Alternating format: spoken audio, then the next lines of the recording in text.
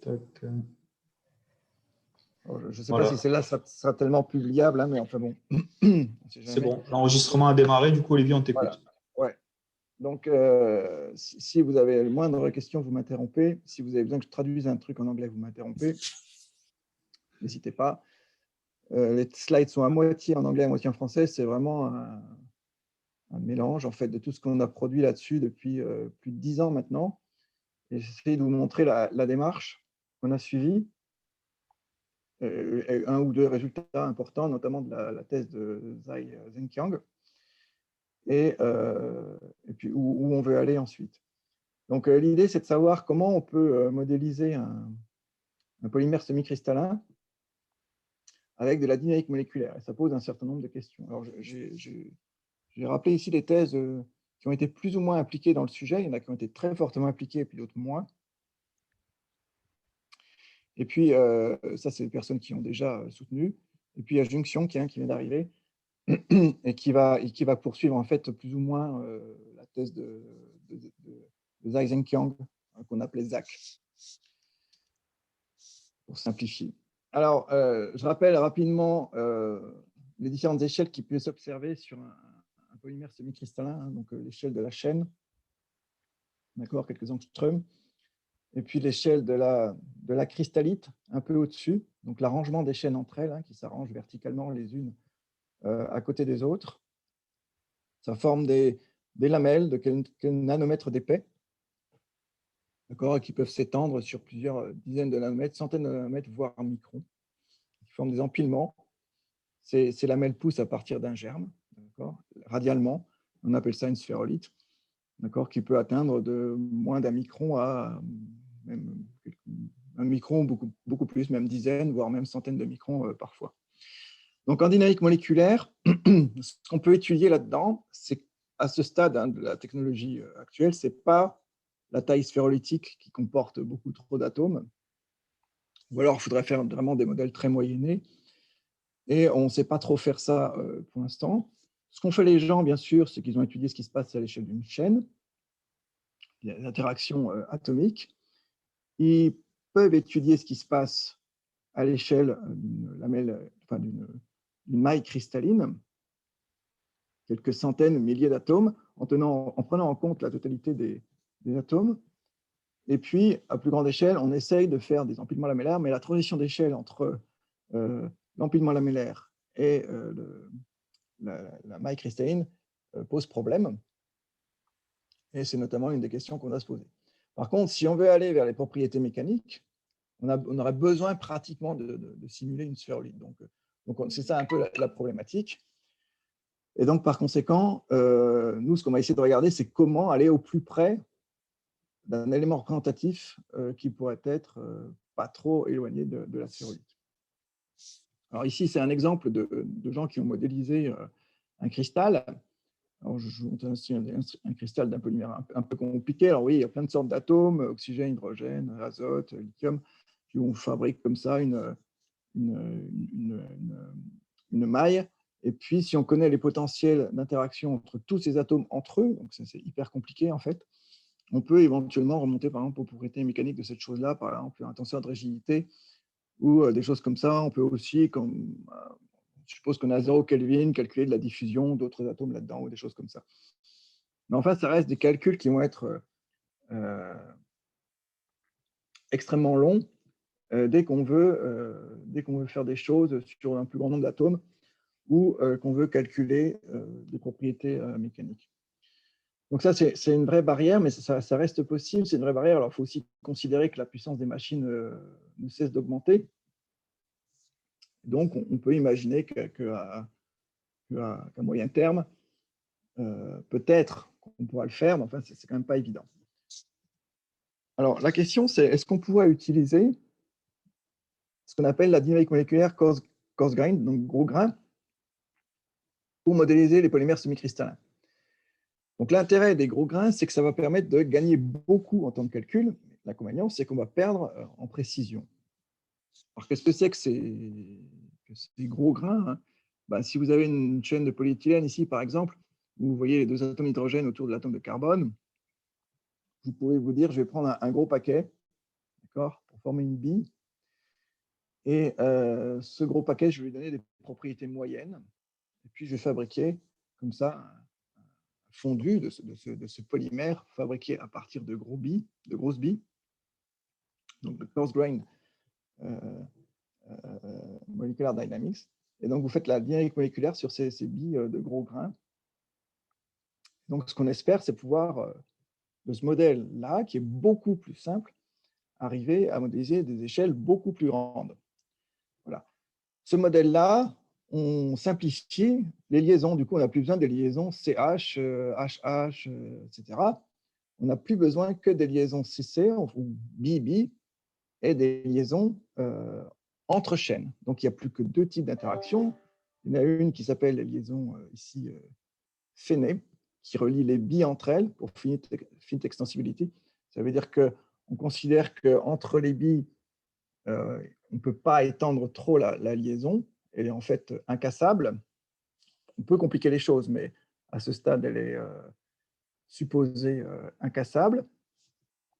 Et puis par contre, entre les chaînes, entre les billes qui ne sont pas liées par une liaison rigide, enfin incassable, vous avez des liaisons de Lennard-Jones, ici avec le potentiel qui est là. Et donc on voit que quand on s'éloigne beaucoup, on est sur un plateau, donc il n'y a plus de force. Vous avez ici le potentiel, donc la dérivée du potentiel, c'est la force. Voilà, et donc à partir de là, on peut fabriquer des chaînes qui vont pouvoir s'organiser et éventuellement cristalliser. Donc pour fabriquer ça, alors là je rappelle vraiment ce qu'on a fait il y a assez longtemps avec Ali Mackey. Donc on a fabriqué un petit protocole de fabrication de chaînes. Vous partez d'un bain de liquide de Lennard-Jones où vous avez des billes entre elles qui sont reliées que par du Lennard-Jones, et puis vous faites croître un peu comme une polymérisation radicalaire, un radical, c'est-à-dire que vous dites à un atome donné, celui-ci, ah ben maintenant, ou plutôt celui-là, tu appartiens à cette chaîne-là, mais tu es radical, donc tu as le droit de te lier avec un autre atome, pas ceux qui sont déjà liés à une chaîne, mais tous ceux qui sont proches et qui ne sont pas encore liés. Et donc, il y a un effet statistique, on tire au sort, puis ça permet en fait d'avoir des chaînes qui sont relativement à l'équilibre assez vite. Voilà. Donc, on applique ça, et ça nous permet de fabriquer un fondu, en fait, c'est-à-dire un paquet de chaînes de taille souhaitée qu'on va équilibrer à une température donnée, c'est-à-dire qu'on va faire en sorte qu'elles aient la bonne conformation. Une fois qu'elles sont là, on a donc un modèle de polymère fondu qui peut éventuellement nous permettre d'abord d'observer et de caractériser tout ce qu'on veut dans cet état-là, dans l'état fondu, mais qui peut en plus permettre éventuellement de fabriquer ensuite des polymères semi-cristallins. Alors, la première chose d'ailleurs qu'on a faite avec Alice, ce n'était pas des polymères semi-cristallins, c'était des copolymères à blocs, mais dans la structure lamellaire, pour les copolymères à blocs qui peuvent présenter une structure lamellaire, dont la structure lamellaire est voisine localement de celle des semi-cristallins. Alors, je donne juste cet exemple pour voir que finalement, on avait déjà abordé le problème des semi-cristallins un peu par cette voie-là. Donc ici, on avait fabriqué, donc avec la technique que je viens de préciser, des chaînes qui poussent, mais qui peuvent appartenir, dont les atomes peuvent appartenir à plusieurs types différents, c'est-à-dire, ensuite, on peut donner les propriétés qu'on veut. Ici, vous avez des atomes bleus et des atomes verts. Et on avait mis dans cette modélisation, on avait ajouté le fait que les atomes bleus devaient être vitreux, donc ils vont appartenir finalement à une lamelle assez rigide, et les atomes verts vont être caoutchoutiques, et donc ils vont être plus mobiles. Et on avait regardé des effets de topologie qui vont être évidemment similaires à la problématique des semi-cristallins, puisque entre lamelles cristallines, vous avez donc des liaisons, des chaînes qui sont cruciales, les mêmes qu'ici, que sur ce dessin-là. Donc éventuellement des molécules qui lient deux parties rigides, et puis également des boucles qui peuvent s'enchevêtrer et qui vont relier mécaniquement les parties bleues. Donc c'est ce qui avait été montré ici, l'importance de la topologie, par un petit algorithme sur lequel je reviendrai, qui s'appelle le chemin primitif, qui permet de tirer sur les chaînes pour voir si elles sont enchevêtrées ou pas. Je reviendrai dessus. Donc dans les parties molles, entre guillemets, donc entre les phases bleues, On tire sur ces chaînes et on voit si elles se recroquevillent en une petite boule ou si elles restent accrochées aux autres. On voit qu'ici, il y avait énormément de chaînes enchevêtrées, accrochées les unes aux autres, hein, d'accord, qui ne peuvent pas donc se séparer en fait les unes des autres et par conséquent qui vont transmettre facilement de la contrainte mécanique entre les parties bleues. Donc cette chose-là, c'est ce qu'on appelle la topologie. Elle est très importante sur ce type de copolymère à bloc. Elle est absolument la même. C'est la même problématique sur les semi-cristallins. Et donc, c'était vraiment la première brique qui avait été posée là-dessus, sur l'étude des propriétés mécaniques des semi-cristallins, en tout cas de la partie amorphe des semi-cristallins, qui est tout à fait identifiable à ce qu'on avait vu sur ces copolymères à bloc.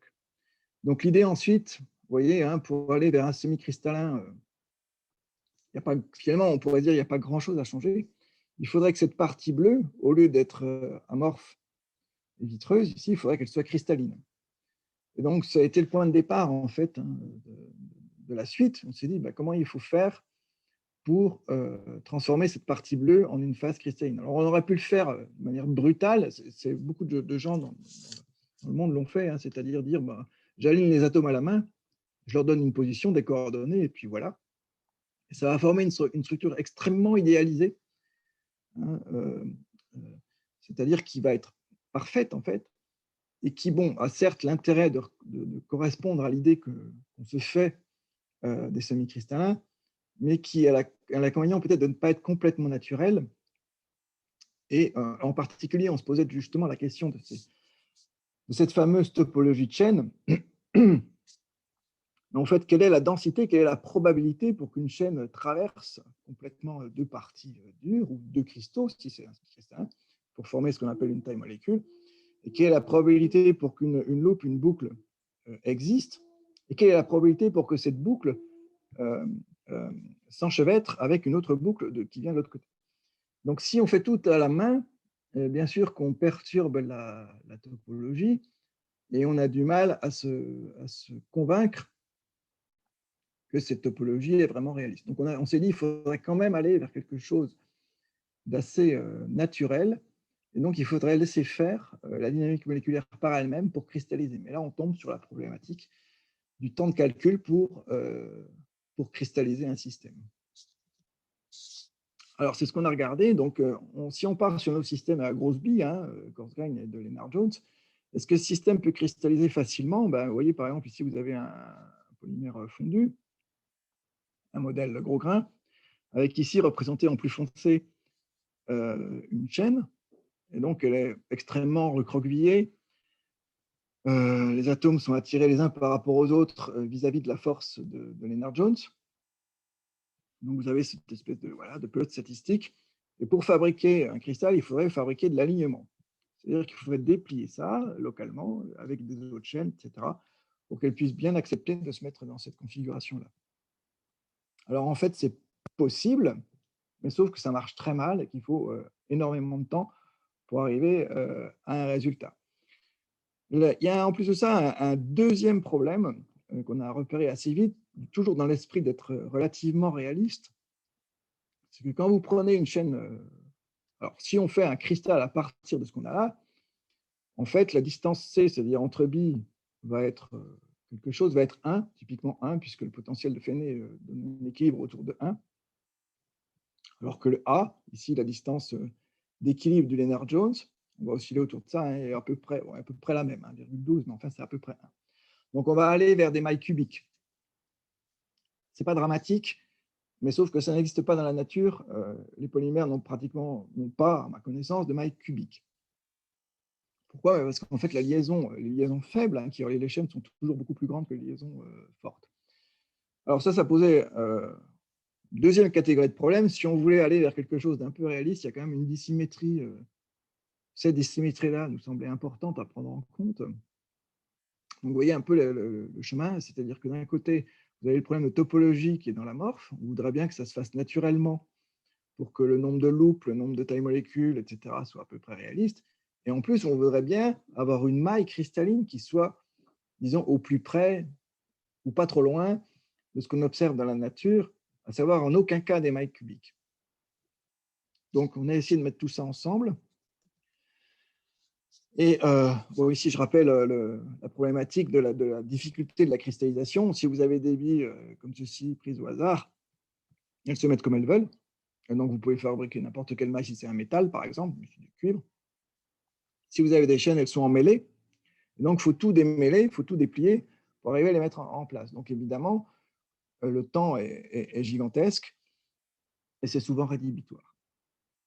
Et par ailleurs, comme je disais, hein, il faudrait pour faire un polymère que cette distance-là soit quand même typiquement différente de celle-ci, à savoir que la distance entre billes d'une même chaîne est quand même pas la même et souvent beaucoup plus courte que la distance entre chaînes. Voilà. Alors, je rappelle ici des exemples pour justifier ça. Donc, vous avez par exemple ici une maille de polyamide. Donc, vous constatez que la distance dans cette direction-là, ou la distance ici de la liaison H, va être différente de la distance entre deux billes vertes, ici, qui représentent typiquement les atomes de carbone. Ce facteur-là peut être élevé. Hein, ça peut être, vous voyez, vous avez un C sur A ici. Donc, je rappelle C sur A, c'est le rapport entre C, la distance entre les carbones, ou entre les billes qui sont liées par des liaisons définitives. Et A, c'est la distance entre deux chaînes, c'est-à-dire liées par des liaisons faibles. Ça peut être jusqu'à 4 ou 5, hein, notamment dans le polyéthylène. Vous avez ici les chaînes avec des distances spécifiques entre carbones qui sont très différentes des distances entre les chaînes elles-mêmes. Voilà, donc on a essayé de mettre tout ça en même temps. Alors, on a fait une pré-étude il y a assez longtemps, hein, où on a étudié des configurations spécifiques. J'en ai mis qu'une ici. Hein. C'est une configuration de type hexagonal.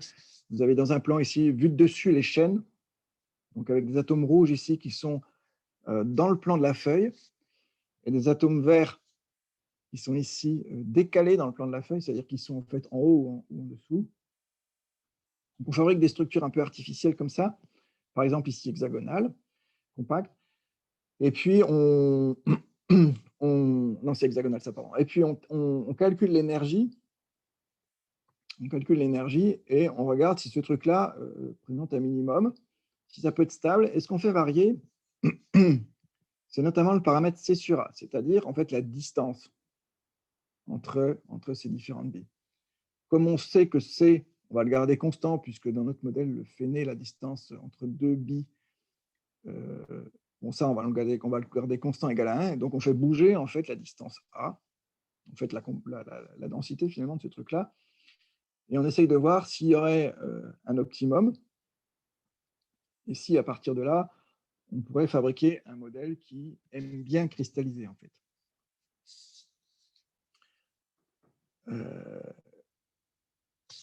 Et donc, oui, pardon, le deuxième paramètre, il faut que je vous l'explique, parce que sinon ça ne marche pas. Donc, on fait varier cette distance-là, et on fait varier également le sigma. Alors, le sigma, c'est quoi? C'est un paramètre, c'est un des paramètres dans l'équation, enfin, dans le potentiel de Lennard-Jones, qui dit en gros à quelle distance les atomes sont à l'équilibre. C'est-à-dire où est le creux du potentiel. Donc, on fait varier deux choses. On fait varier le creux du potentiel, liaison faible, hein, bien sûr, c'est-à-dire entre chaînes, d'accord, et on fait varier aussi la distance. Donc, on fait bouger le creux du potentiel et la distance, et on cherche un optimum. Alors, c'est ce qu'on a fait. Voilà ce que ça donne dans un paysage énergétique typique. Vous avez ici le potentiel hein, sur cet axe-là. Ici, là, il est tronqué, il part vers l'infini. Hein. Donc, ce truc-là vert, c'est l'infini, donc ce n'est pas du tout stable. Ici, ça tend vers un plateau. Et puis, il y a un creux, là, une vallée de potentiel.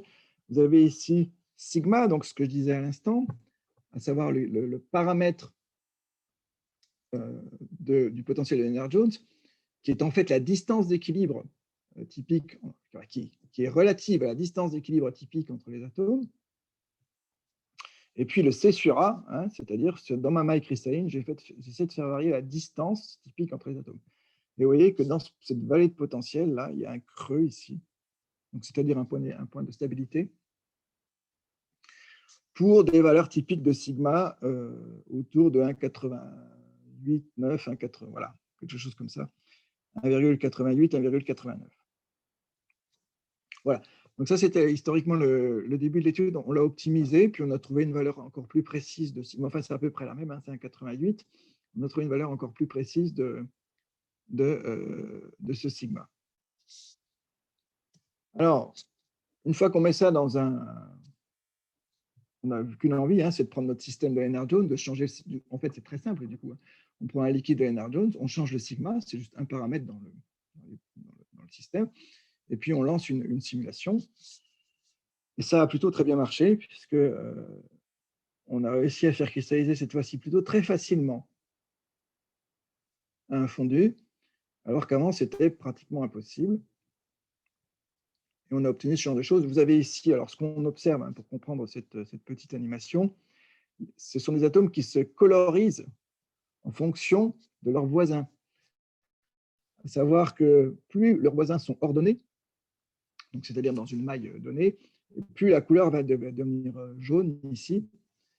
Et donc, vous voyez qu'il apparaît donc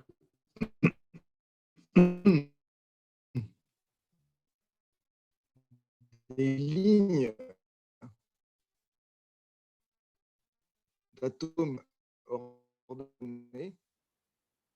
On va aller tout de suite parce que là, vous m'entendez encore parce que j'ai ma liaison Internet qui est en train de craquer. Bon. Si on ne me dit rien, c'est que c'est bon. On t'a pas bien entendu sur la dernière je disais oui, donc toutes ces... Ouais, non, ça déconne. Non, là, on ne t'entend pas, Olivier. D'accord. Donc, tu n'as pas entendu la phrase? Il faut que je coupe la caméra, tu as raison. Comment il faut faire? Je vais faire comme ça. Check.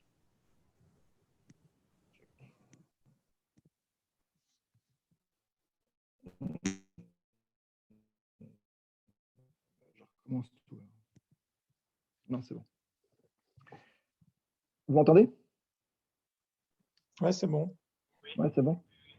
Donc, je disais, chaque fois que les atomes sont colorés, c'est qu'en fait, en gros, ils appartiennent à un cristal.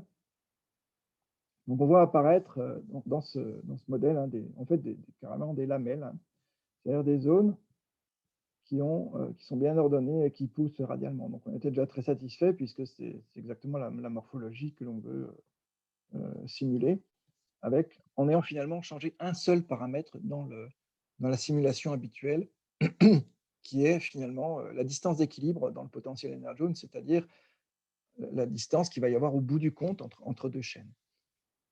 Et en l'ayant amené à ce sigma égale à 1,88. Alors, qu'est-ce que ça veut dire? En fait, c'est quelque chose de très simple. Au bout du compte, on aurait presque pu le deviner sans aucun calcul. C'est que pour aligner une chaîne, il faudrait bien que l'atome suivant, là, vous voyez, 1, 2, là, ça c'est une liaison Féné qui vaut 1. Il faudrait bien que l'atome suivant ait envie de s'aligner. Ben pour ça, il y a une distance typique ici qui vaut donc 2, puisque ça c'est 1 et ça c'est 1. Et le sigma égale 1,89 ou 1,90, eh bien, en fait, il correspond juste à cette distance d'équilibre. C'est-à-dire quand la distance entre cet atome-là et celui-ci vaut 2, et donc par conséquent, la distance entre cet atome-là et celui-ci sur notre chaîne vaut aussi 2. D'accord? Alors, c'est pas... Vous voyez que la distance entre C et A n'est pas la même, donc là, on était déjà content.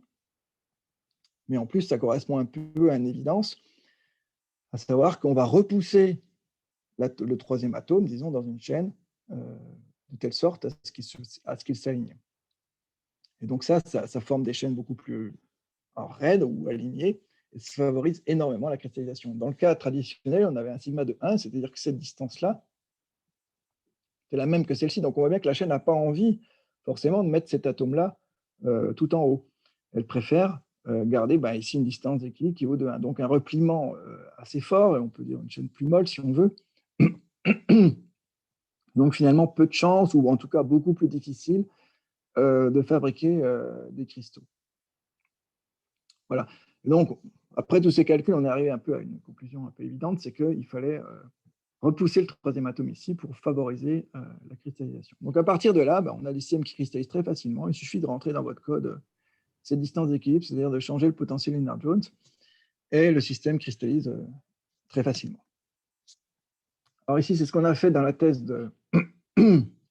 Ça, c'est la thèse de Zach. Et on a fabriqué des systèmes isothermes, notamment, mais pas seulement, où, bon, d'abord, on fait une phase de polymérisation, j'en ai déjà parlé, on fabrique notre polymère fondu. Il faut équilibrer pour remettre les chaînes un peu dans une conformation d'équilibre. Donc, les températures, j'en dis pas grand-chose, mais 3,3 en unité Lennard-Jones, c'est assez élevé, puisque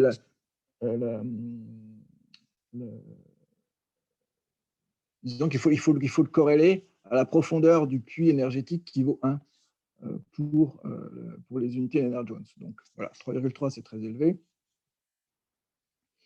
Ensuite, on fait un refroidissement à la température de cristallisation qui, ici, dans ce cas-là, valait 2,3. Et puis, on fait un long isotherme. Alors là, le temps n'était pas très long, mais on peut faire des très longs isothermes pour arriver à ces structures. Et ici, sont mesurés par un algorithme un petit peu différent de ce que je vous ai montré précédemment. L'appartenance ou non à un cristal. Ici, on fait une mesure d'angle ou de collinéarité de vecteurs. Et quand on met un critère, et quand on est suffisamment collinaire, on admet que les atomes ou les chaînes appartiennent à un cristal, et on peut les colorier. Comme vous le voyez ici, par exemple, une belle cristallite jaune, là, où on voit que les chaînes sont bien alignées, la rouge, etc. C'est en condition limite périodique, c'est-à-dire que quand vous sortez par là, vous rentrez, quand vous sortez par la fenêtre, vous rentrez par la porte de l'autre côté. Voilà, donc c'est pour ça que le vert, là, en fait, c'est une seule cristallite. Et donc, sur cette base-là, où on a déjà les satisfactions d'un point de vue de ce que je disais tout à l'heure, à savoir que la maille cristalline n'est pas cubique et qu'on a des facilités dans des temps relativement modestes à fabriquer beaucoup de cristaux, donc ça, c'est la première satisfaction sur le cristal. Il reste là une autre satisfaction à obtenir qui est sur la topologie moléculaire. On a aussi un effet sur la cristallinité, on a aussi satisfait puisqu'on avait typiquement des cristallités de 40% à peu près, ce qui est tout à fait, disons, réaliste. Mais il nous restera tout un pan de questions à traiter sur les connexions en fait dans l'amorphe entre les différentes cristallites. Alors c'est ce qu'on a fait, mais dans la thèse de Zach, je vais revenir quand même sur celle-ci, on a encore un petit peu plus compliqué les choses parce que parmi les questions importantes qui se posent sur les semi-cristallins, c'est notamment pourquoi finalement les polymères bimodaux qui ont deux types de longueur de chaîne, ici très schématisé et très simplifié, ont des meilleures propriétés que les monomodaux. Je caricature un peu. Donc, Zach, il a fait exactement ce que je viens de dire précédemment, mais en plus, il a utilisé des mélanges, à savoir des systèmes qui comportent des chaînes qui font 100 billes de long, et d'autres qui comportent 500. Et puis, on a fait tout un tas de mélanges. Et la nomenclature est la suivante, c'est-à-dire LC50, ça veut dire 50% de longue chaîne. 50% en nombre de billes. D'accord? Donc, ça veut dire que comme vous avez des chaînes de 500, vous avez beaucoup moins de longues chaînes, en nombre de chaînes. Mais le nombre de billes, c'est 50%. 50% des billes appartiennent aux chaînes courtes, ici, dans cet exemple, ici, là, à droite. Et puis 50% appartiennent aux chaînes longues. Voilà, ici, c'était plutôt du 60, en poids, là, 60-40. Alors, ça, je vais passer peut-être un peu plus vite. Voilà, donc, vous avez ici une DSC, tout simplement, une DSC numérique, mais une DSC quand même. Vous mesurez l'énergie du système en fonction du temps. Alors ici, il y avait la première rampe dont je vous parlais tout à l'heure, où on fabrique notre système ici et on l'équilibre. Et puis ensuite, on refroidit jusque-là. Les systèmes, en l'occurrence, c'est tous les systèmes dont je vous ai parlé, c'est-à-dire LC0, ça veut dire 0% de longue chaîne, donc ça, c'est un système à chaîne courte. Et LC 100%, ça veut dire 100% de chaîne longue, c'est-à-dire un système 100% des chaînes de 500 de long. Puis au milieu, vous avez tous les intermédiaires. Et puis, donc, une fois que tous ces systèmes sont arrivés ici à la température de cristallisation, il faut attendre. Il faut attendre un temps d'incubation. Et à un moment donné, l'énergie va spontanément diminuer. C'est-à-dire que on va commencer à cristalliser. Alors, au début, vous avez un fondu. D'accord ? Ici, c'est rose et bleu, c'est pour les chaînes courtes et les chaînes longues. Ensuite, dès qu'on commence, il va y avoir des zones qui cristallisent. et qui comporte éventuellement des chaînes courtes et des chaînes longues. Et puis, on arrive au bout du compte, au maximum de cristallisation au bout d'un certain temps. En tout cas, au maximum dans le temps imparti, parce qu'on ne peut pas non plus faire des simulations infiniment longues. On arrive donc au maximum de cristallinité pour tous les systèmes. Il est à noter donc que quand on prend 100% de chaînes longues, ça ne cristallise plus. L'explication, c'est que les chaînes longues sont trop enchevêtrées, n'arrivent pas à nucléer des germes qui permettent de fabriquer des cristaux. C'est d'ailleurs remarquable parce qu'avec seulement 10% de chaînes courtes, ça suffit à initier la cristallisation, ce qui est quand même, qui est quand même pas si facile que ça à comprendre. En tout cas, c'est ce qu'on observe. Donc ces systèmes, soit 100%, vous avez 100% ici en noir, 100% chaînes courtes, ou jusqu'à 90% de chaînes longues, cristallisent très bien. Et donc, il nous reste à regarder un peu ensuite les aspects topologiques. Alors, les aspects topologiques, on a regardé plusieurs choses. Je ne vais pas du tout décrire maintenant parce que c'est un peu long et dont l'interprétation d'ailleurs n'est pas forcément si évidente que ça. Mais en gros, on a trois types de choses qu'on a envie de regarder, les cilia ou les chaînes pendantes, c'est-à-dire les chaînes qui sortent du cristal dans l'amorphe, mais qui ne sont connectées à rien a priori, les loupes, les boucles, qui sortent du cristal, mais qui reviennent dans le même cristal. Et les tailles molécules, c'est des chaînes qui relient deux cristaux différents. Voilà. Puis après, on a mis des critères sur la taille des segments, mais ça, c'est pas le plus important. Donc voilà le résultat. Là, c'est un peu grossier aussi comme raccourci, mais je ne veux pas trop m'étendre sur toutes les techniques dont on avait besoin pour arriver à montrer ça. Je vais vous expliquer ça. Donc, la première chose, c'est que malheureusement, nos systèmes comportent finalement assez peu de billes. Comme vous l'avez vu, c'est quand même des boîtes. Alors, enfin, en fait, il y a beaucoup de billes par rapport à la dynamique moléculaire, mais assez peu par rapport à un système réel. Et donc, on est un peu à la limite des capacités, si on veut. Et malheureusement, dans une boîte de simulation, comme c'est indiqué là, vous n'avez pas beaucoup de cristaux, en fait. Vous en avez 1, 2 ou 3. En tout cas, pour les cristallisations isothermes qu'on a utilisées, il n'y a pas beaucoup de cristaux. Bon, on aurait pu faire des trempes, mais alors à ce moment-là, on a plus de cristaux, en effet, mais inversement, on a des cristaux souvent trop petits, pas très réalistes. Donc, on fait ces cristallisations isothermes, et à la fin, on a peu de cristaux. Donc, c'est très difficile, vous voyez, de comparer la topologie moléculaire quand vous avez un seul cristal. On va pouvoir éventuellement se connecter avec lui-même par les conditions limites périodiques. Quand vous en avez 2 ou 3, on sent bien qu'à 3, peut-être que c'est peut-être un peu plus facile de se connecter. La distance moyenne est peut-être plus courte pour se connecter. Donc, dans nos systèmes, on a obtenu soit 1, soit 2, soit 3 cristaux. Donc, il faut les comparer entre eux. Donc, ce qu'on a obtenu ici sur ce graphe-là, c'est que si par exemple je prends, si je regarde un seul cristal, donc ici, eh bien, il y a 2 systèmes qui ont bien voulu fabriquer un seul cristal, c'est complètement aléatoire, cette chose-là. Et on a compté le nombre de segments, c'est-à-dire finalement le nombre d'atomes qui appartiennent dans ce cas-là à des tailles molécules, c'est-à-dire des molécules qui relient, donc ici, ils passent par la fenêtre et qui rentrent par la porte et qui relient un cristal. Donc, on a évidemment obtenu le résultat qui était attendu, savoir que quand on augmente la fraction de longue chaîne, la probabilité de former des liens entre cristaux est plus forte. Donc, vous avez cette augmentation. C'est vrai pour 2 cristaux et pour 3 cristaux, mais évidemment, les courbes ne sont pas superposées puisque plus vous augmentez le nombre de cristaux et plus la probabilité est forte. Mais ça, c'est vraiment un effet simulation. C'est juste parce que nos boîtes ne sont pas vraiment suffisamment statistiquement représentatives. L'effet qui est satisfaisant, c'est l'augmentation en fonction de la concentration de longue chaîne. De la même manière, par exemple, si je prends un seul cristal, on n'a pas de point ici, puisque à 0,6, à 60% de longue chaîne, le système n'a pas voulu il n'a pas voulu faire un seul cristal, il en a fait 2 ou 3. Et donc, on est tributaire en fait de l'aléa.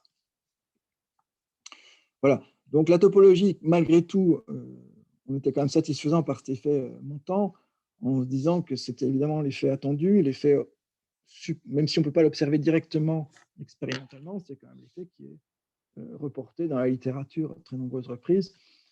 Et donc, on pense progressivement que cette manière de simuler les semi-cristallins est aussi la bonne d'un point de vue, pas seulement du cristal, mais aussi de l'amorphe.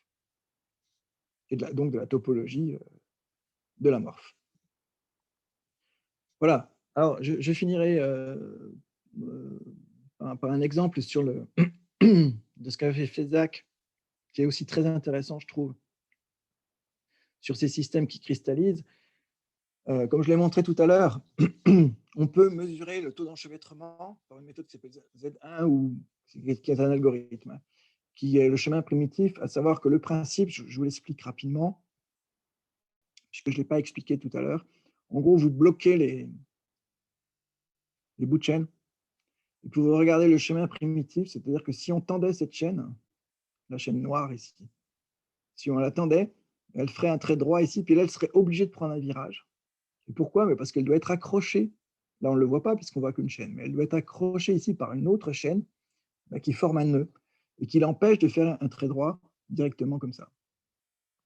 Donc, on fait tourner une petite moulinette qui permet de nous chercher les chemins primitifs, les chemins les plus directs entre différents nœuds. Vous voyez, comme ça, tac, tac, tac. Et ensuite, on compte tout simplement les nœuds et on obtient ce nombre Z qui est le nombre d'enchevêtrements moyens par chaîne. Ou on peut le ramener, si on veut, par beads, par bi. Bon, c'est une autre manière de mesurer la même chose. Donc, on a cet algorithme, je ne détaille pas plus, qui permet de mesurer dans un système comme celui-ci, vous voyez, les chemins primitifs. Donc, les chaînes n'avancent pas en ligne droite. Ben non, parce qu'elles sont coincées par des nœuds. Et donc, on peut avoir, dans ce système-là qui est fondu, le nombre d'enchevêtrements total. Alors, ce qui est intéressant, c'est que quand on cristallise, qu'est-ce qui va se passer? Ben, ce qui va se passer, c'est que dans le cristal, il n'y a pas d'enchevêtrement. Donc, qu'est-ce qui se passe? Est-ce qu'ils sont repoussés dans l'amorphe? D'accord? Ou est-ce qu'ils sont détruits? C'était un peu la question qu'on a voulu régler. Il y a aussi la deuxième question qui est ici, qui est pourquoi les systèmes bimono se désenchevêtrent moins que... il y a un problème dans cette question-là, oui, le système que les monomodaux, là, il y a une faute là. Mais ça, je la traiterai peut-être, ou peut-être pas vraiment, cette question. C'était un peu un détail, finalement. Donc, ce qu'on va regarder, c'est en général ce qui se passe. Donc, vous avez ici, j'ai pris les résultats les plus simples à comprendre. On teste deux systèmes. Vous avez un système monomodal, le S166, là, dont la longueur de chaîne, 166 en l'occurrence, est exactement la même moyenne que pour mon système qui comporte 50% de chaînes longues.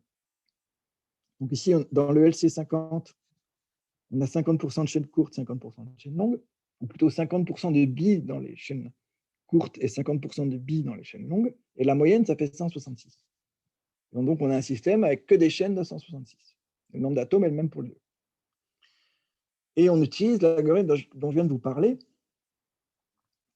qui est donc de mesurer le nombre d'enchevêtrements par chaîne ou par bille, peu importe, tout au cours de la cristallisation. Donc on part de systèmes, vous voyez, qui au départ sont extrêmement proches. Le monomodal et le bimodal, c'est à peu près la même valeur de densité d'enchevêtrement dans le fondu. On fait notre traitement isotherme dont on parlait tout à l'heure. On attend un peu, et à un moment donné, pouf, il y a la cristallisation qui intervient, toujours à cette même température. Et à ce moment-là, vous avez une décroissance massive très importante, de densité d'enchevêtrement. Alors, un petit peu plus de désenchevêtrement pour le système monomodal que pour le système bimodal, mais bon, à la limite, c'est presque un peu à la marge. Bon, j'en reparlerai après, ça s'explique parce que effectivement, il y a un petit peu des chaînes courtes. Ici, il y a plus de chaînes courtes qui sont très rapides dans le désenchevêtrement. Donc voilà, donc, on suit cette chose-là. La première information aussi quand même que je pourrais dire tout de suite, c'est que c'est la densité moyenne, hein, qui se réduit. Ça veut dire qu'on en perd. Ça veut dire que quand on cristallise, à la fin, notre système, qui avait le même nombre d'atomes, le même nombre de chaînes, il a moins d'enchevêtrement qu'au départ. Donc, ça casse presque directement l'hypothèse selon laquelle les enchevêtrements seraient repoussés dans l'amorphe.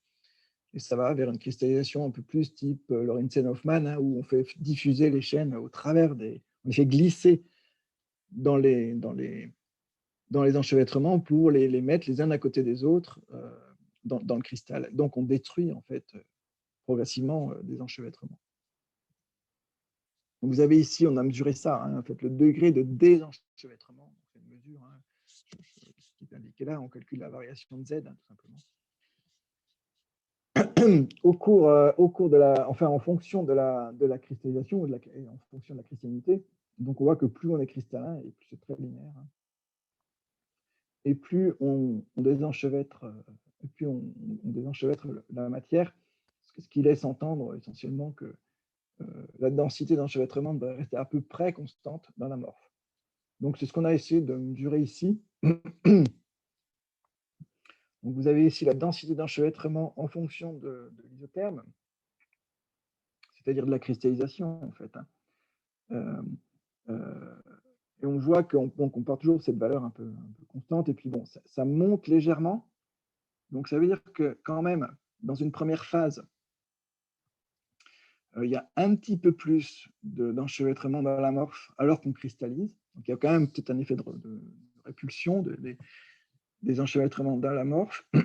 Et puis, en tout cas, pour le milieu, le matériau, le modèle homogène à chaîne 166, ça redescend, donc ça se redésenchevêtre.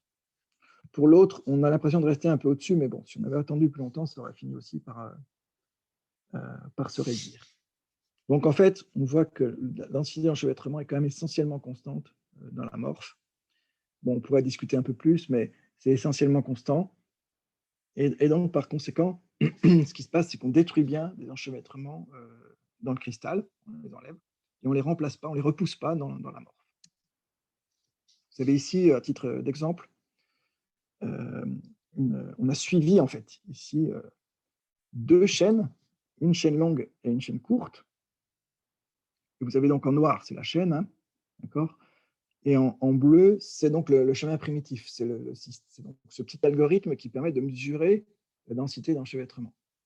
Donc ici, vous avez au tout départ sur cette chaîne longue 23 virages, hein, dans le chemin bleu, donc 23 enchevêtrements, et 5 pour la chaîne courte.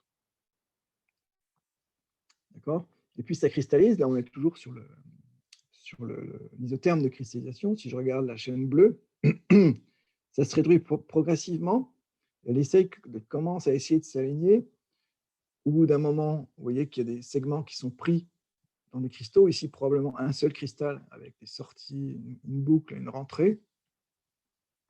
Ici, probablement une molécule lien qui va se relier à un autre cristal qui n'est pas aligné avec celui-ci. Et on voit qu'à mesure qu'on fait ça, on démêle la chaîne et le nombre d'enchevêtrements se réduit jusqu'à l'étape finale où on a allongé, hein, ces segments. On les a bien dépliés. Et au bout du compte, on n'a plus que 11 enchevêtrements dans cette chaîne qui, au départ, en comportait 23. Et puis, pour la chaîne courte, il se passe exactement la même chose. C'est peut-être encore plus drastique, puisqu'on passe de 5 ici. Au départ, elle se déplie, elle se met dans des cristaux, et il y a un segment qui s'aligne là, un autre qui s'aligne de l'autre côté. Et à la fin, on a plein d'atomes qui sont pris dans le cristal, et on mesure par cet algorithme plus qu'un seul enchevêtrement. Donc c'est un mécanisme, la cristallisation est un mécanisme de désenchevêtrement, mais qui semble maintenir constante la densité d'enchevêtrement dans l'amorphe, tout en détruisant les enchevêtrements qui auraient dû exister dans le cristal. Bon, voilà le genre de résultats assez intéressants qu'on peut évaluer par dynamique moléculaire Cosgrain sur les cristaux, chose qu'on peut pas faire expérimentalement, en fait, ou de manière extrêmement difficile. Voilà. Alors, on arrive peut-être à… Je ne sais pas combien de temps j'ai mis là. J'ai mis trop de temps. J'ai une question pour Oui. transparence. C'est quand même, la conclusion est quand même très reliée au fait que les chaînes ne sont pas très longues. Alors, tu dis que tu as 23 enchevêtrements, supposons que tu en aies 100, c'est-à-dire une chaîne très très longue. Oui. Alors, je n'ai peut-être pas tout à fait bien entendu, mais je crois que j'ai à peu près deviné. Effectivement, si on prenait une chaîne extrêmement longue, alors il y a deux problématiques dans la chaîne extrêmement longue. D'abord, comme tu as vu au départ, les chaînes très longues, on n'arrive pas à les faire cristalliser en fait, du tout en dynamique moléculaire. Elles sont trop visqueuses, donc on aura du mal à faire un essai. Bon, admettons qu'on y arrive quand même. Alors, on peut penser qu'on désenchevêtrerait quand même localement sur des bras de cette chaîne. Donc, je pense que ce résultat est quand même assez général et qu'il dit que, en tout cas, dans les mécanismes de cristallisation qui sont à l'œuvre là, pour des systèmes qui cristallisent quand même relativement bien, on tire les segments de chaîne et on les aligne dans un cristal. Et donc, on détruit l'enchevêtrement.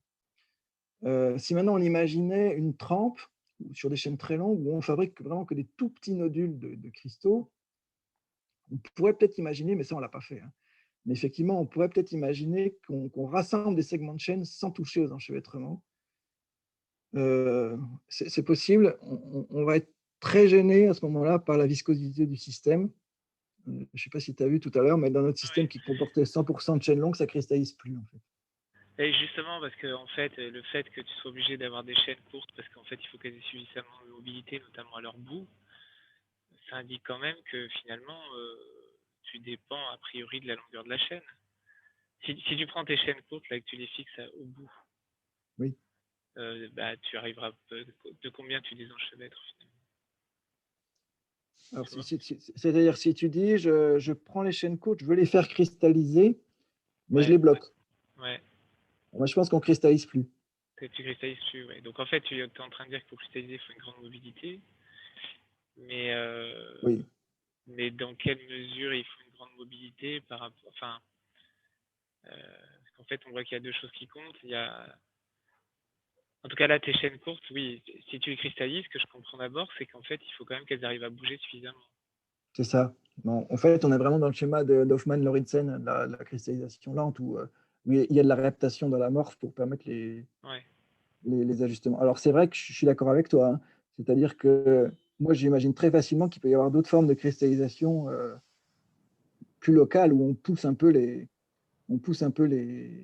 chaînes à gauche, à droite, pour fabriquer des nodules cristallins sans désenchevêtrer. Mais ça, en dynamique moléculaire, on ne peut pas le voir. Disons que dans votre modélisation-là, on a quand même l'impression que les bouts de chaîne sont hyper importants, en fait, du coup, parce que c'est ce qui donne la mobilité, tes chaînes étant suffisamment courtes. Oui. Et c'est vrai qu'on sait par exemple que les élastomères peuvent cristalliser. Oui. Et dans le cas des élastomères, les chaînes, elles sont quand même, pour le coup, les bouts sont fixes, quoi. Enfin, en tout cas, elles ne peuvent pas bouger les uns par rapport aux autres. Comme, tout à fait. Alors, c'est intéressant ce que tu dis, mais a priori, les élastomères, de ce que j'en ai compris, hein, ils cristallisent quand même. Enfin, oui, alors ils cristallisent peut-être à froid aussi un peu. Ben oui. Mais je pense que c'est des taux extrêmement faibles de cristallinité. Enfin, je sais pas, ça dépend, tu vois.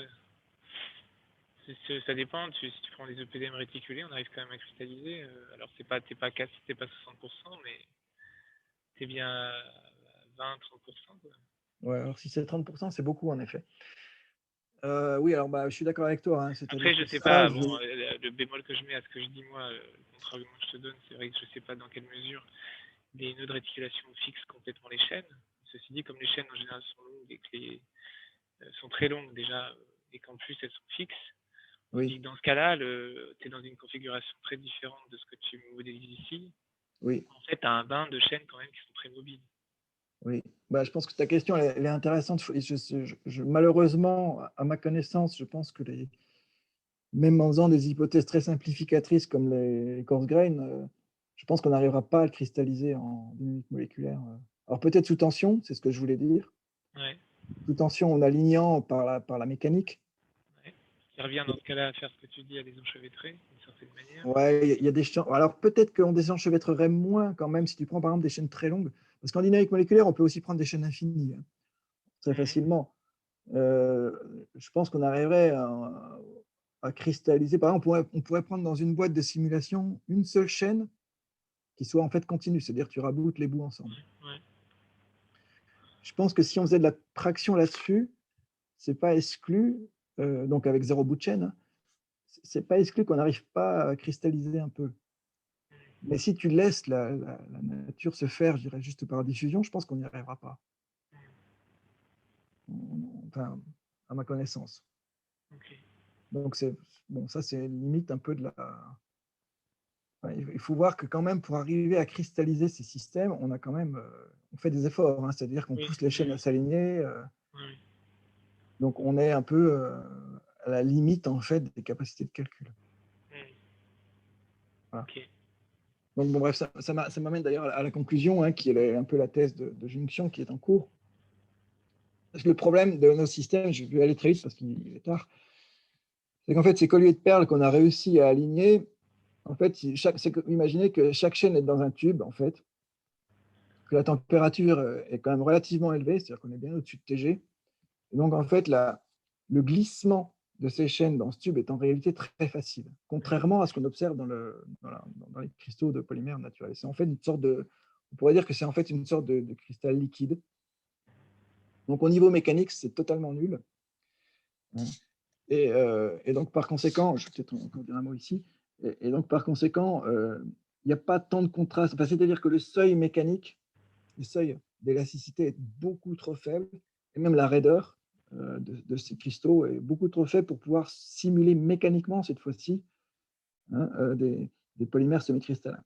Donc, on est content au niveau d'un certain nombre de caractéristiques de la maille cristalline et de la topologie, mais sur la mécanique, on n'est pas content du tout. Alors, il faut qu'on trouve des astuces, ça va faire partie de la thèse de jonction, pour arriver à... il faut rigidifier ce truc-là.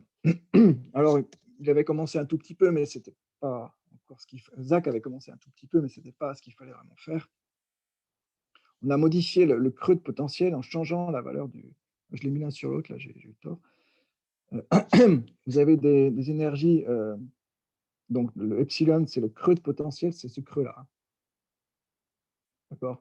On s'est dit, on va creuser le potentiel pour essayer de faire que ça s'accroche mieux, mais seulement dans le cristal. On a vu des effets sur la mécanique, mais utiliser cette méthode, pour l'instant, ne respecte pas la thermodynamique, d'une part, et d'autre part, ne réduit pas tant que ça le glissement, à bien y regarder. Et donc, voilà, on en est là, en fait. Donc, si vous avez des idées, vous... Alors, j'entends quelqu'un parler, pardon. Ouais, Olivier, tu m'entends? Oui, je t'entends. Ouais. Du coup, j'ai raté le début de la discussion, mais on avait un. Du coup, c'est super intéressant en fait. Comment est-ce qu'il faut rigidifier les cristallites? On avait émis des idées en fait à la fin de la thèse de Mathias qu'on n'a pas eu le temps de tester. Oui. C'était ce qu'on appelait un espèce de potentiel en aiguille en fait. Oui, en fait.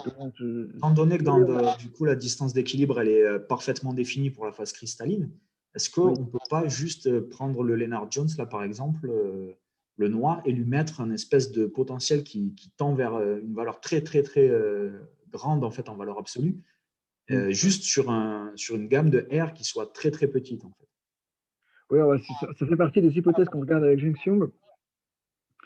Alors d'abord, le potentiel ce qu'avait fait Zach à la fin de sa thèse, c'était un potentiel qui n'est pas dérivable, donc qui pose un problème.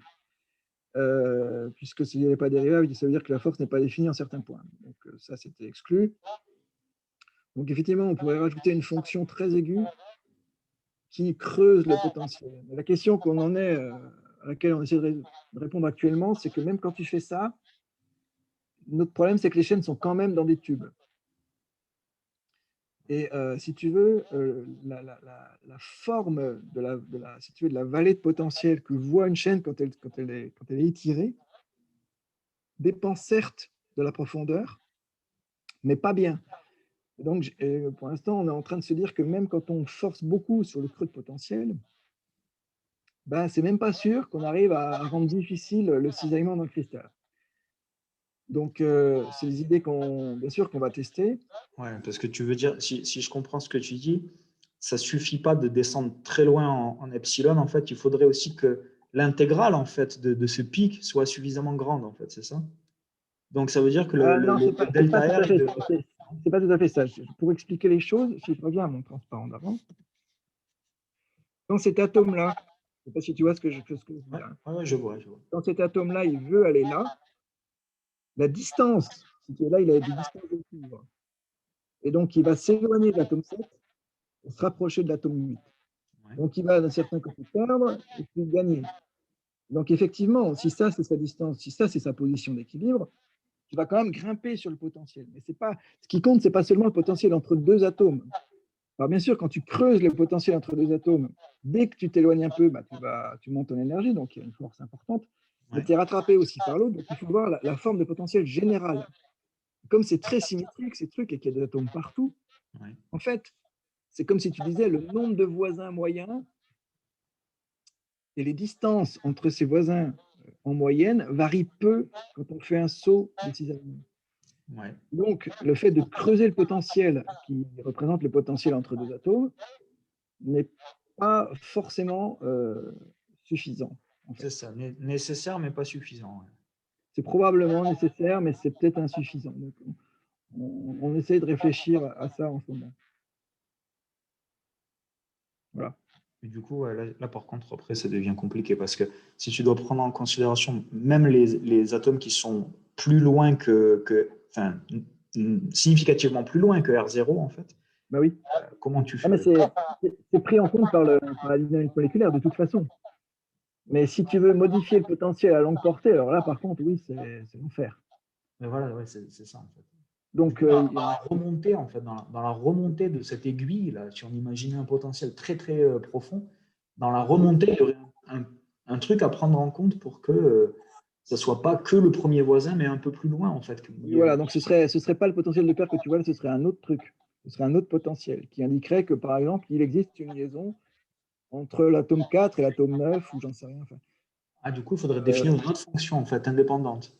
Oui, donc là, oui, tout à fait, ce serait forcément indépendant. Okay. Mais c'est une voie pour laquelle, honnêtement, c'est une voie qu'on n'explore pas pour l'instant, parce que ça va compliquer tellement massivement les choses qu'on se dit, on a peut-être encore de l'espoir de trouver des astuces plus simples.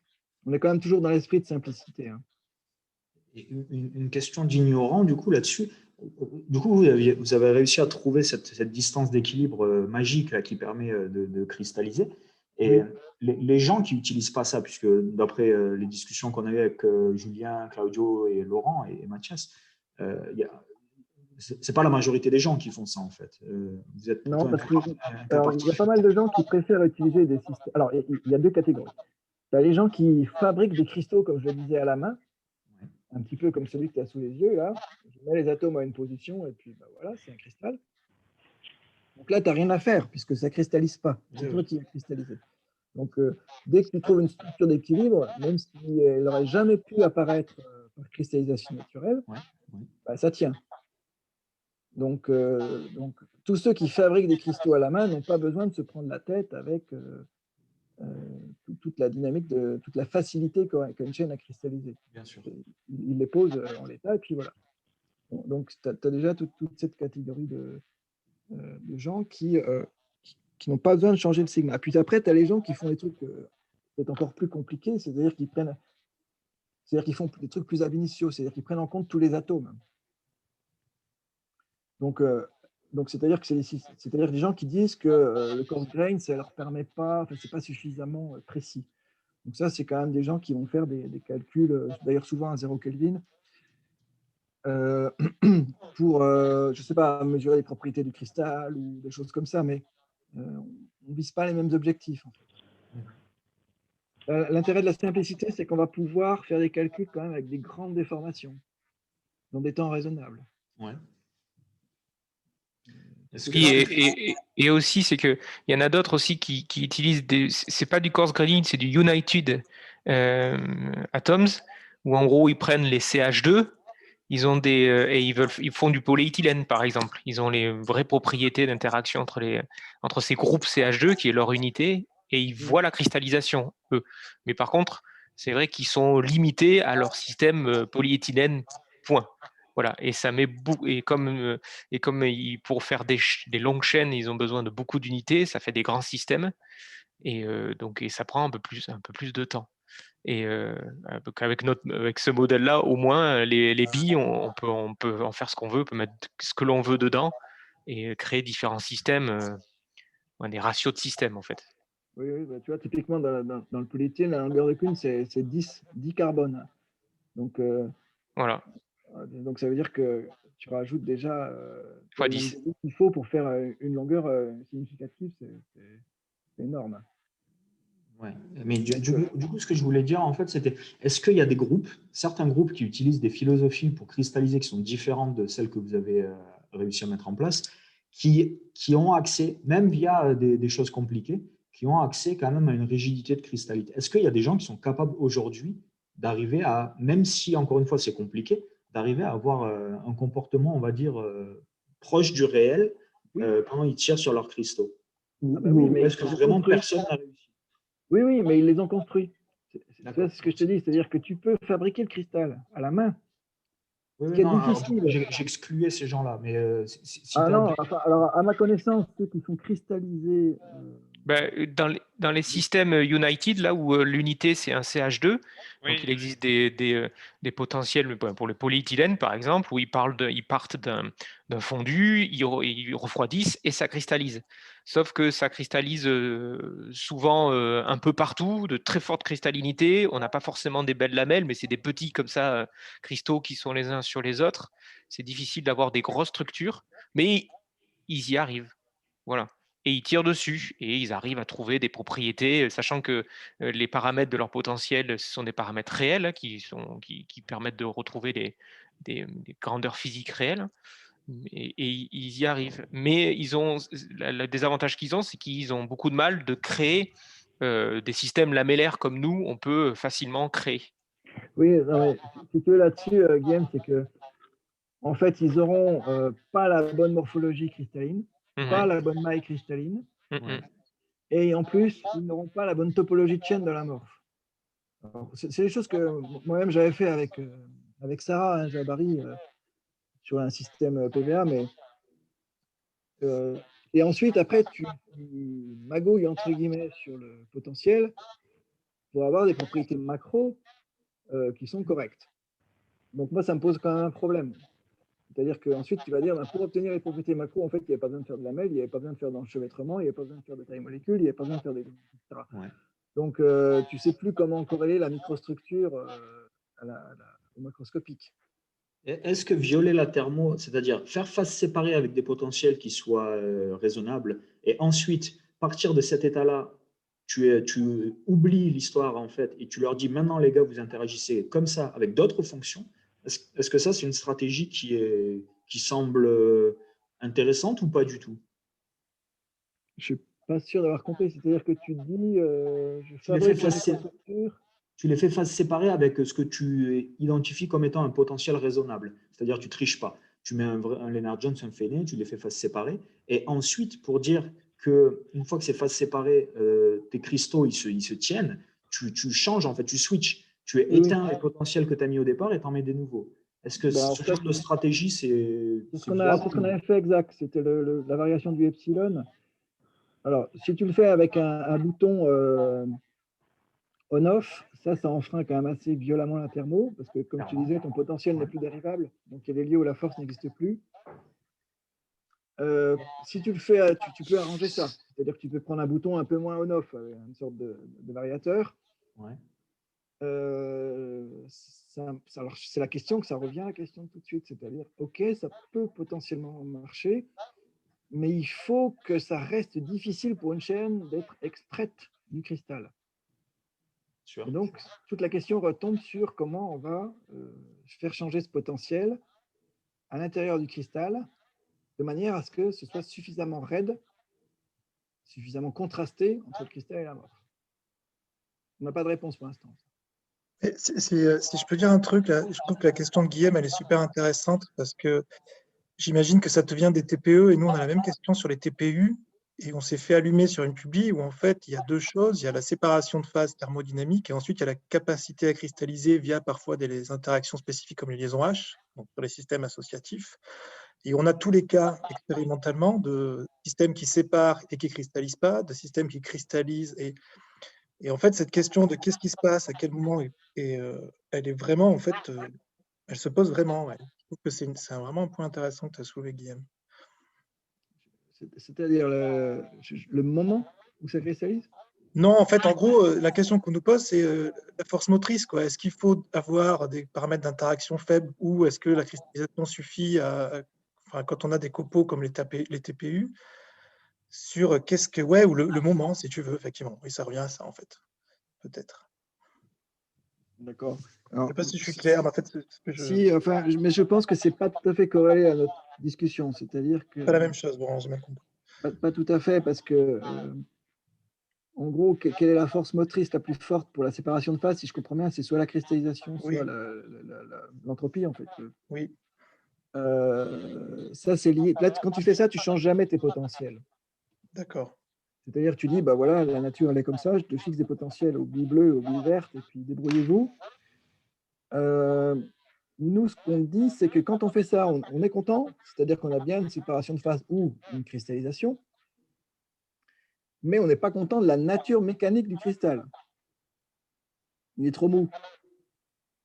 Et donc, on en est à magouiller le potentiel après coup, si tu veux. D'accord, j'avais pas compris. OK. Sur la méca. Ouais, c'est la méca qui pose problème. Hein. Le reste, on est très content, ça marche pas mal. Est-ce qu'on peut imaginer une discontinuité? Du coup, ce que tu dis là sur le fait que ça soit dérivable, je trouve ça, j'avais jamais pensé comme ça en fait, et c'est super intéressant. Est-ce qu'on peut imaginer qu'une discontinuité de l'évolution du potentiel au moment où tu cristallises en fait?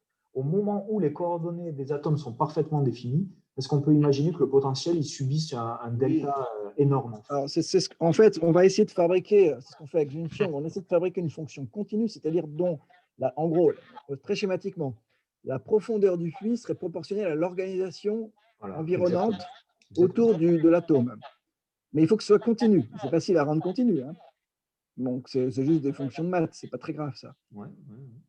Et donc, ce serait une manière de. Plus tu es bien entouré, en gros, hein, tu prends l'atome 8, dans ce que tu vois là, il est très bien entouré, ah ben lui, du coup, il aurait un potentiel très creux. Alors que par exemple, tu prends l'atome 9, qui est bien entouré en bas, mais qui est mal entouré en haut, parce que c'est le désordre, ben, il aurait une fonction moins creuse. Ouais. Avec la même distance d'équilibre, mais un epsilon différent. C'est ça. C'est ça. Et donc, ça peut permettre de respecter la thermo, mais par contre, c'est ce que je te disais tout à l'heure, je ne suis pas du tout sûr que ce soit suffisant pour que le cristal soit suffisamment raide. Par rapport au contraste, tu prends un polyéthylène, tu prends le contraste de module, c'est énorme. Hein. Parce que dans la vraie vie, les atomes sont coincés les uns dans les autres. Les atomes d'hydrogène qui sont coincés dans des creux, et il faut beaucoup faire bouger les chaînes les unes par rapport aux autres pour cisailler. Ouais. Alors que là, c'est trop lisse, en fait. Est-ce qu'on pourrait imaginer, ouais, je pense que ça revient à ce que tu viens de dire, en fait, mais c'est juste pour que je comprenne, epsilon proportionnel à la taille du cristal, en fait. À l'environnement, au nombre d'individus présents dans le cristal. Plus le cristal est gros, plus en fait, c'est impossible de sortir, en fait. Alors, je ne suis pas sûr parce que, si tu veux, normalement, tu satures. C'est-à-dire que tu prends un cristal qui fait 10 puissance 50 atomes, ça doit normalement pas être localement différent d'un cristal beaucoup plus petit. Je suis d'accord. Donc, pas proportionnel, c'est stupide, effectivement. Pas au nombre, si tu veux, mais c'est plutôt alors, il y a un certain rayon de coupure, je suis d'accord, il y a une certaine taille caractéristique. Il y a un environnement autour de l'atome désigné qui doit être mesuré. Et donc, plus cet environnement est bien régulier, c'est-à-dire vraiment très cristallin, et plus on devrait creuser le potentiel pour l'empêcher de sortir de ce trou. Voilà, c'est un peu la question qu'on peut poser. Je pense. Et du coup, vous étudiez ça avec Junxiong. Oui. Okay. Bon, on n'en est qu'au début, hein, mais toutes les idées sont bonnes à prendre. C'est passionnant, en tout cas. Donc, en gros, ce qu'on essaye de faire, c'est tricher une fois de plus. Hein. On a déjà pas mal triché pour fabriquer des cristaux qui nous conviennent. Maintenant, il faut qu'on triche une fois de plus pour fabriquer des cristaux qui ont les propriétés mécaniques suffisamment contrastées par rapport à l'amorphe pour qu'on puisse dire qu'on a la mécanique d'un semi-cristallin, entre guillemets, à peu près réaliste. Un dernier commentaire philosophique. Est-ce que tu penses que le fait de rentrer dans le coarse graining, en fait, parce que je suis sûr que tu t'es déjà posé la question, est-ce que tu penses que est-ce qu'il n'est pas là le problème, en fait?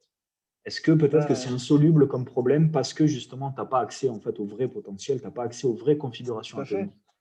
Oui, non, mais ça, c'est une évidence. Après, le choix qui a été fait au départ, peut-être qu'il sera remis en cause par les technologies, hein, mais le choix d'origine, c'est que la mécanique, si tu vas aller jusqu'à la striction, faire de la cavitation, faire plein de trucs, pour un système assez gros, c'est juste inaccessible en temps de calcul.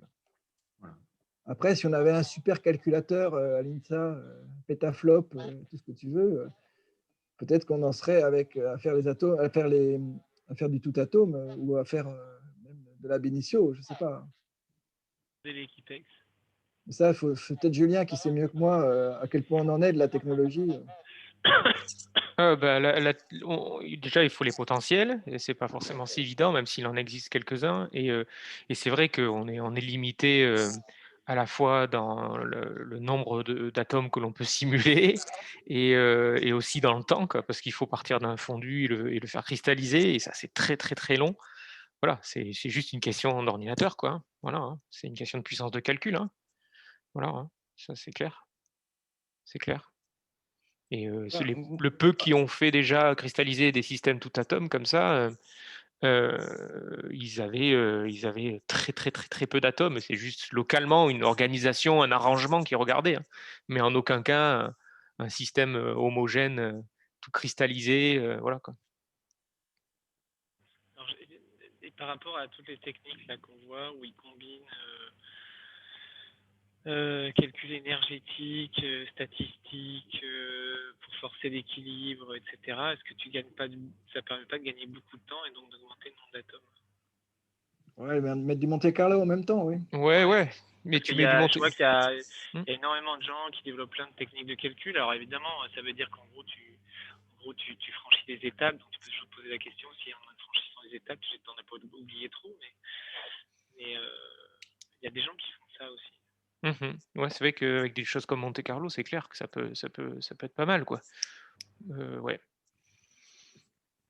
Ouais, après, c'est vraiment des choix difficiles sur le plan stratégique parce qu'on ne sait pas ce qu'on perd à chaque fois. Oui, je sais bien, c'est ce que je disais. J'ai toujours eu un doute. Et ça, c'est des questions. Pas le Monte Carlo, on en mettait déjà au départ il y a 20 ans quand on voulait modéliser 3 atomes. Et en se disant, est-ce que c'est juste ou est-ce que c'est pas juste? Donc la question se pose toujours, mais c'est vrai que j'ai l'impression, j'ai vu passer des trucs, je sais plus où. En fait, ils parlaient de plusieurs calculs, plusieurs techniques comme ça, que je connais pas, hein, où tu as l'impression qu'ils essayaient d'accélérer l'ensemble. Donc accélérer, ça veut dire qu'en gros, tu sautes des étapes. Et c'est vrai que c'est peut-être une autre voie. Mais par contre, c'est vrai que moi, je ne sais pas si on peut s'engager là-dedans. Ouais, ça, c'est une vraie question. Moi, je suis d'accord. S'engager dans un truc, en tout cas, c'est clairement 3 ans de travail, quoi. Ça ne peut pas être fait comme ça sur un bout de. C'est pas évident. Et peut-être pour avoir la même chose, les mêmes comportements qu'un modèle général comme ça, quoi. Tout à fait. C'est vrai que pour l'instant, en tout cas, c'est vrai que finalement, ça paraît être un choix assez pertinent. En tout cas, ça donne des résultats intéressants. C'est vrai que faut toujours garder un œil sur ce qui se fait par ailleurs, qui fait moins d'hypothèses simplificatrices au départ, pour voir s'ils arrivent aussi bien ou s'ils arrivent mieux. C'est toujours le risque, en fait, d'un choix simplificateur, même si pour l'instant, ça donne plutôt satisfaction. D'autant plus que dans l'AMPS, tu as déjà des potentiels carbone, hydrogène, je crois, carbone, oxygène, carbone, je ne sais plus quoi, carbone, azote peut-être. C'est des potentiels charmes, bondes, des choses comme ça qui existent. Ouais. Donc, en fait, on pourrait déjà faire des simulations beaucoup plus précises en termes de configuration atomique. Et du coup, on n'aurait pas forcément de problème technique à aller par là. Après, il faut juste avoir les bonnes idées sur ce que tu disais, Laurent, les accélérations, quoi. Qu'est-ce qu'on met comme accélérateur et qu'est-ce qu'on va perdre à ce moment-là, quoi. Mais c'est un gros boulot quand même, hein, si on va par là. Oui, oui. En fait, il y en a, ils font que ça, en fait. Vraiment Tout à que fait. ça. Et puis, il faut juste dire aussi, j'avais essayé, par exemple, avec Guillaume pour ses TPE, de voir si on pouvait simuler ces TPE tout atome. Et on se rend vite compte que bon, simuler un tout atome, polyéthylène, tout ça, voilà, on peut utiliser ces potentiels-là. Et, LAMMPS, par exemple, le logiciel qu'on utilise pour la dynamique moléculaire, le fait très bien. On a juste à créer des bonnes chaînes et puis c'est parti. Mais on s'aperçoit que dès qu'on veut faire des molécules un peu plus spécifiques, et ça je savais pas, c'est un petit peu, il faut acheter quoi. Voilà, faut acheter le potentiel. Ou alors, c'est des gens qui développent dans leur propre labo, en fait. Voilà, ou c'est des gens qui développent dans leur propre labo, il y en a qui arrivent à faire ça, mais il y a des potentiels qui existent, mais voilà, il faut l'acheter, voilà, il faut acheter le logiciel qui va avec, voilà, et puis c'est 25 000 euros par-ci, par-là, puis après entre 5 et 10 000 euros pour tous les ans pour la licence, enfin bref. Donc je vais te renseigner, ça bloque ça aussi. Il faut le hacker, il faut le hacker. Ouais, mais Dassault Systèmes, j'ai du mal à le hacker. Voilà, c'est bon, voilà. Mais bon, mais voilà, donc ça existe, mais de temps en temps, voilà, pour des molécules, il y a les potentiels, hein, mais voilà, c'est protégé, quoi. Bon. Bon, bah, super. Bah, ça valait le coup, hein, de rentrer là-dedans. Du coup, ouais, on a le prochain séminaire, ce sera Didier. La semaine prochaine, ce sera lundi à 13h, donc vous pouvez si vous ne l'avez pas déjà booké, donc lundi 25 janvier à 13h. Didier nous fera un petit. Pardon? Ah oui, j'avais noté. Non, c'est bon. Et du coup, Didier nous fera un petit récapitulatif en fait, de ses activités de recherche, histoire un petit peu que tout le monde sache bien ce dans quoi il a travaillé et possiblement aussi les perspectives, je pense qu'il en dira Ce serait surtout ça, en fait, parce qu'en fait, il nous a déjà présenté ce qu'il faisait, puisque c'est avant de venir. Je pense que l'intérêt, c'est vraiment les projets actuels, en fait. Voilà. Okay. Donc, du coup, le 25 à 13h. Et ensuite, on verra avec Julien et Claudio en fonction de comment. Ouais, retenez bien ce qu'a dit Olivier, parce que moi, on va essayer pourquoi pas essayer de vous-même faire du LAMMPS. Si je peux, je vais essayer d'organiser un petit truc où sur vos ordinateurs, on essaiera de faire une simulation de dynamique moléculaire et pourquoi pas faire cristalliser quelques chaînes ou des choses comme ça. Voilà. J'aimerais bien vous faire un petit peu maniper et vous montrer avec les mains vraiment ce que c'est que la dynamique moléculaire. Comme ça, après, toi, on te fera faire un petit peu de DMA et de rhéologie. Voilà. J'ai commencé déjà un peu la REO avec Mathias et Guillaume, mais voilà. Ouais. Faire du pendule bleu. Ouais, ok. Le pauvre, on va pas commencer tout de suite sur le pendule bleu. Olivier, est-ce que tu pourrais refaire un mail à toute l'équipe pour dire à quelle heure on se retrouve demain? Ouais, j'allais en parler. Je vois qu'il n'y a pas encore. Il n'y a pas tout le monde, c'est pour ça. Il n'y a pas tout le monde, mais n'oubliez pas déjà tous ceux qui sont là que demain à 16h, comme on l'avait dit, hein, je ferai un remind tout à l'heure. Demain à 16h, on doit se voir pour le rangement. Alors c'est vrai qu'on avait dit ça parce que ça tombait bien. Maintenant, il y a le couvre-feu à 18h. Bon, on risque de ne pas se voir très très longtemps, mais ça ne fait rien. On ira chaque permanent avec ses thésards, etc., dans toutes les salles. Et on aura quand même, d'abord, on aura quand même un petit peu de temps pour tout ranger. Et puis en plus, ça permettra, même si ce n'est pas fini, de faire un peu état des lieux. Après, pour le couvre-feu, il faut savoir quand même que normalement, on a un papier, on peut sortir. Oui, c'est vrai en plus. Travail, on peut sortir quand même. Je veux dire, on peut partir à 6h. Être à la maison à 6h30, c'est pas un problème. C'est pas un problème. Normalement, vous avez tous d'ailleurs reçu d'Eric un papier. Hein. Bon, bref, donc du coup, le rendez-vous, c'était bien 16h. Moi, j'ai un conseil juste avant, donc j'espère que moi aussi, en fait. Je sais pas si. Je pense que. Non, on n'a pas le même, si. Non. Si, parce que c'est l'interconseil. Alors, moi, c'est vrai que je me dis. Alors, le problème, c'est qu'ils mettent jusqu'à 17h, 18h. Ouais, mais moi, je vais me barrer de cet interconseil parce que de toute façon, à un moment donné, on n'y arrivera jamais. Bah oui, mais on se barre, on a qu'à se barrer à 16h, on dit qu'on a un truc. Moi, je me barre à 16h et moi, je serai au labo demain à 16h. Donc, je vais renvoyer